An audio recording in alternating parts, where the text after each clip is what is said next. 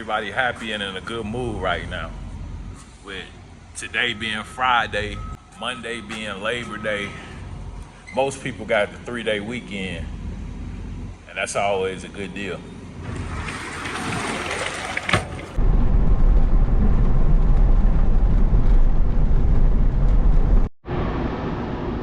Currently picking up in Davenport, Iowa. Something that I was looking at when I was pulling into the guard shack here was it was like driblets of oil from the street up to the guard shack into the yard.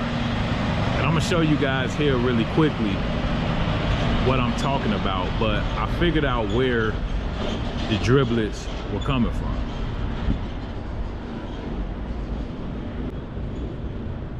So if you look here on the ground, from there to there, you can see somebody has a severe oil leak, and they pulled up past these trailers and then bagged in. So as I was walking in to give the ship clerks my key, as this is a facility load where the ship staff loads your truck, I noticed this. Now this guy right now is being loaded, and he's gonna try to pull a load out of here to wherever his destination is. But looking at how severe this oil leak has become, I'm almost 100% sure he won't make it. And I'm not sure if the driver noticed that. I take it he's down in the driver's lounge.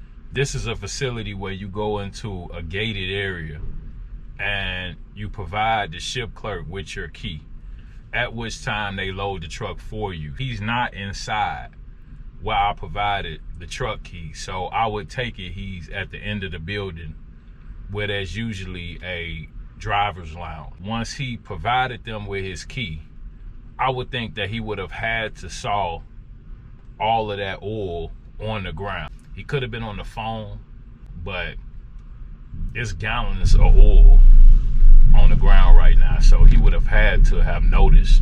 After my check-in, the staff came out, as they usually do, took a picture and chalked the wheels. I'm sure they noticed it as well, so it'll be kind of interesting to see if they let him load out. The run I'm completing right now is going a total of 111 miles for a total payout of $400, $3.62 per mile. I've been here approximately 30 minutes. Sounds like the ship staff is buttoning everything up. I got about an hour and a half over to the drop location. I ran a similar load last night, which went a total of 110 miles for a total payout of $428, $3.91 per mile. These loads do still trickle down. You just kind of got to be diligent about how you're sourcing and looking for loads, what the search criteria is, and so forth. So that truck did in fact pull out approximately 2 minutes ago, and yeah, I don't know how you're gonna make it. And those two strips down this drive aisle is his entry and exit.